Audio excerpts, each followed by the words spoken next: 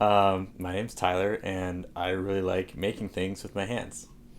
Whether that's woodworking or building a surfboard or 3D printing or metalworking, just anything I can craft myself, I enjoy it.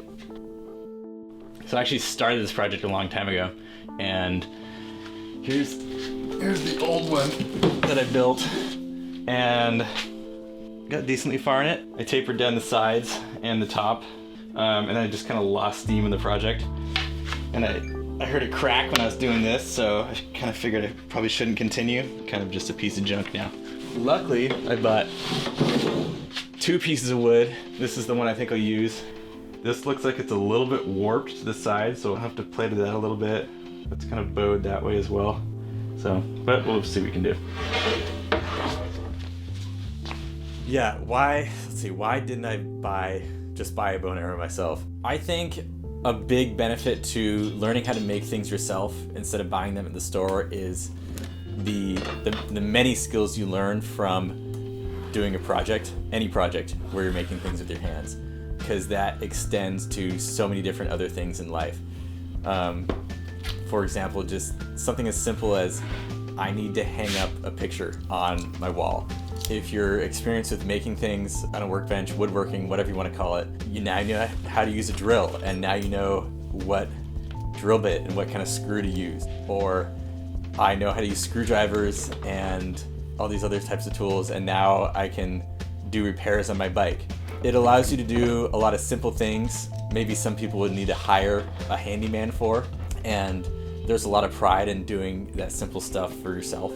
I definitely think more people should try making things, because I think as soon as they do, they're gonna realize actually how many things are accessible to them to make, and it's gonna be so empowering and so enlightening and so enjoyable learning that all this is accessible to me and I can do it.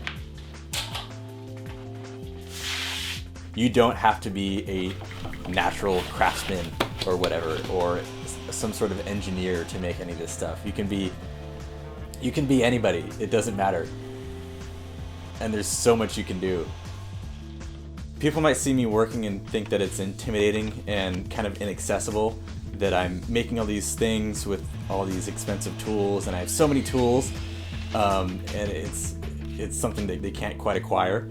I really think that's not the right way to look at things, because there's so many things you can do with simple tools that are really cheap, and it's really not that hard of a hobby to get into.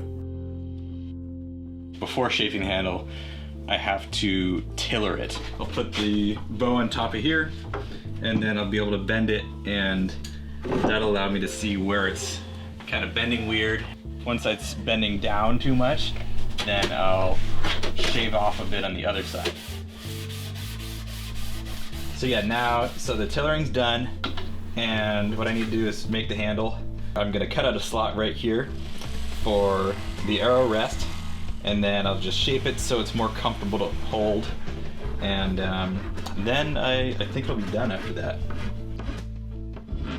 It definitely takes some patience to make a lot of these things.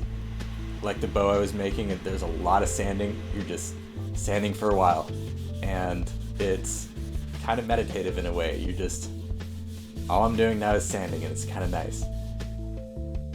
So yeah, I think it, on a deeper level, probably helps you in some other ways, but I do think it's become a part of my personality that I really like, and I think it's helped me grow as a person.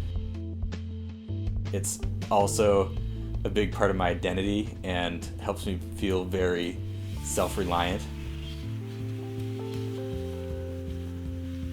I like the idea that I can use my tools to make practically anything I want to.